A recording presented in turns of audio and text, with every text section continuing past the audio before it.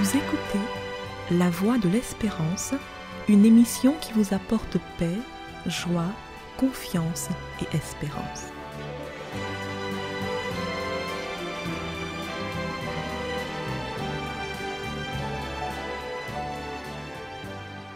Bonjour la Guyane et bonjour à tous depuis la Guyane.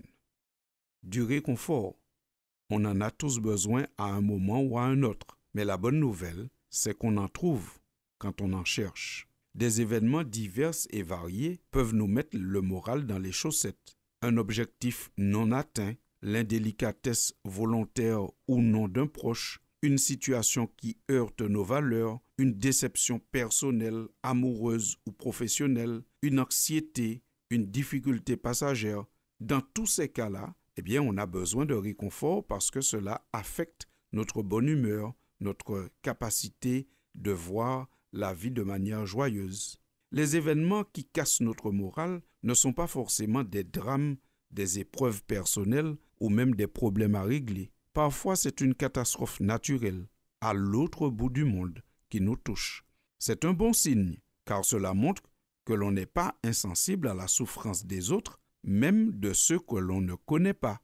Là encore, on a besoin de réconfort. Le besoin de réconfort se fait souvent sentir dans une vie. Mais où trouver du réconfort? Premièrement, on pourrait trouver du réconfort dans l'activité physique. Pour ceux qui le peuvent, marcher, se dépenser, surtout dans la nature, est rassurant, réconfortant. Et le fait de compenser une baisse de morale avec une bonne forme physique fait du bien, surtout si on peut le faire en contemplant un très beau paysage. Dans un moment de plaisir, on peut aussi trouver du réconfort, c'est-à-dire manger un bon repas, se faire masser, prendre soin de soi ou faire un peu de shopping vous procure des émotions positives et vous fait oublier vos difficultés, un tant soit peu. Attention, il ne s'agit pas pour autant de compenser sa baisse de forme morale en se jetant sur le chocolat, les glaces et les gâteaux, ni de dépenser de manière inconsidérée, ni lever un peu trop souvent le coude avec un verre d'alcool dans la main. Non, quand on parle de moments de plaisir, il ne s'agit pas de moments de destruction. Il s'agit vraiment d'un moment de plaisir dans les limites du raisonnable. On peut aussi trouver du réconfort en passant du temps avec des personnes positives. Il ne faut surtout pas s'isoler quand on a le moral dans les chaussettes.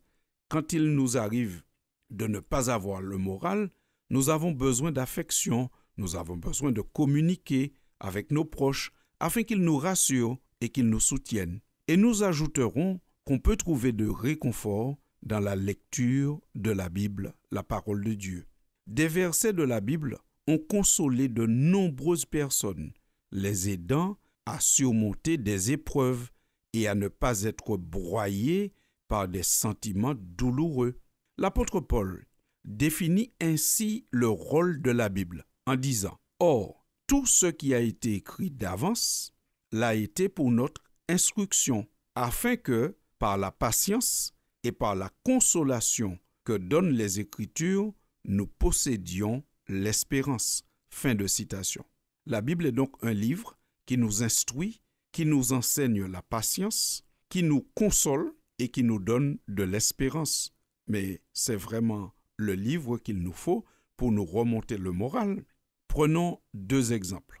D'abord dans le livre des psaumes, au chapitre 23, certainement le psaume le plus connu. Au verset 4, nous lisons « Quand je marche dans la vallée de l'ombre de la mort, je ne crains aucun mal, car tu es avec moi.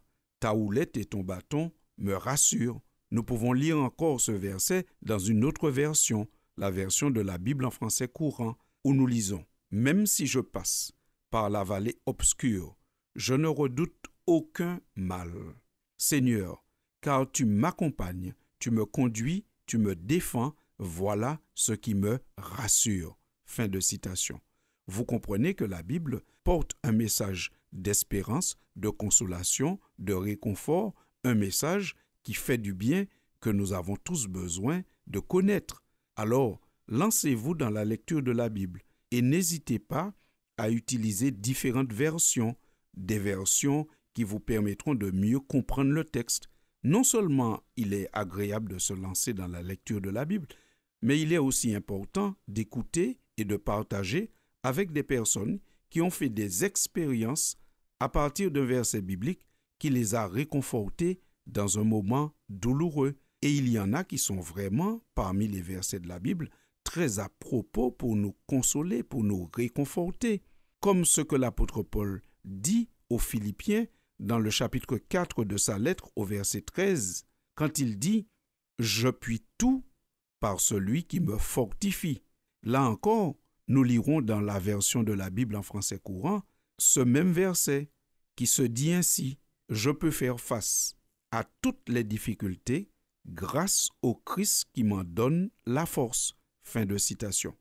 Oui, chers amis, avec Christ à nos côtés, Christ en nous, nous pouvons faire face à toutes les difficultés, car lui-même, il a goûté à toutes les difficultés de la vie humaine. Alors certaines personnes disent « Je ne vais pas me lancer dans la lecture de la Bible parce que c'est un livre parfois compliqué, je n'y comprends pas grand-chose. » Alors permettez-moi de souligner un fait important. Dans la Bible, l'essentiel est toujours expliqué clairement et simplement. L'essentiel est toujours à la portée de tous. Oui, il est vrai que dans la Bible, il y a des sections qui sont un peu difficiles à comprendre, parce que pour les comprendre, il faudrait avoir en tête le contexte historique pour savoir de quoi on parle. Mais à la fin, l'essentiel est toujours exprimé simplement et très clairement. Prenons l'exemple du chapitre 7 du livre du prophète Daniel. C'est certainement un des chapitres les plus difficiles à comprendre. Il y a toute une succession de bêtes, de cornes, de choses bizarres qui se passent. D'ailleurs, Daniel lui-même, il dit que quand il a reçu ces visions, qu'il a eu l'esprit troublé. Daniel chapitre 7, verset 15. Cependant, au verset suivant, il réclame la compréhension de cette vision. Et l'explication est tellement simple et tellement claire que même un enfant peut comprendre, puisqu'au verset 18, nous lisons « Mais les saints du Très-Haut, c'est-à-dire les enfants de Dieu, recevront le royaume et ils posséderont le royaume éternellement, d'éternité en éternité. » La Bible annonce donc ici que finalement, après toute une succession de dominations, d'empires, de rois divers et variés, eh bien, l'univers finira par être totalement contrôlé par un Dieu très haut qui donnera un royaume de paix à ses amis.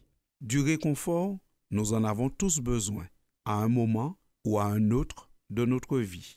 Mais on en trouve quand on cherche patiemment. Alors, chers amis de la Voix de l'Espérance, nous vous souhaitons tous de vous lancer dans la lecture de la Bible. Vous y trouverez du réconfort. Sur ces mots, je vous souhaite une bonne semaine et vous dis à très bientôt. Aucune montagne n'est trop haute qu'il ne puisse franchir. Aucune tempête trop violente qu'il ne puisse calmer. Aucun chagrin trop profond pour le Dieu d'amour. S'il a porté le poids de ce monde sur ses épaules,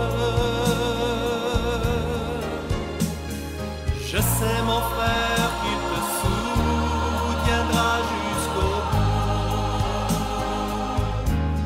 S'il a porté le poids de ce monde sur ses épaules, je sais Joseph qu'il te soutiendra jusqu'au bout. C'était La Voix de l'Espérance, une émission préparée par l'Église adventiste du 7e jour. Si vous désirez avoir une copie de la causerie d'aujourd'hui, demandez-la. Elle vous sera donnée gracieusement. Écrivez à La Voix de l'Espérance, boîte postale 169 97 324 Cayenne CEDEX ou téléphonez au 0594 25 64 26. Merci chers auditeurs et à bientôt.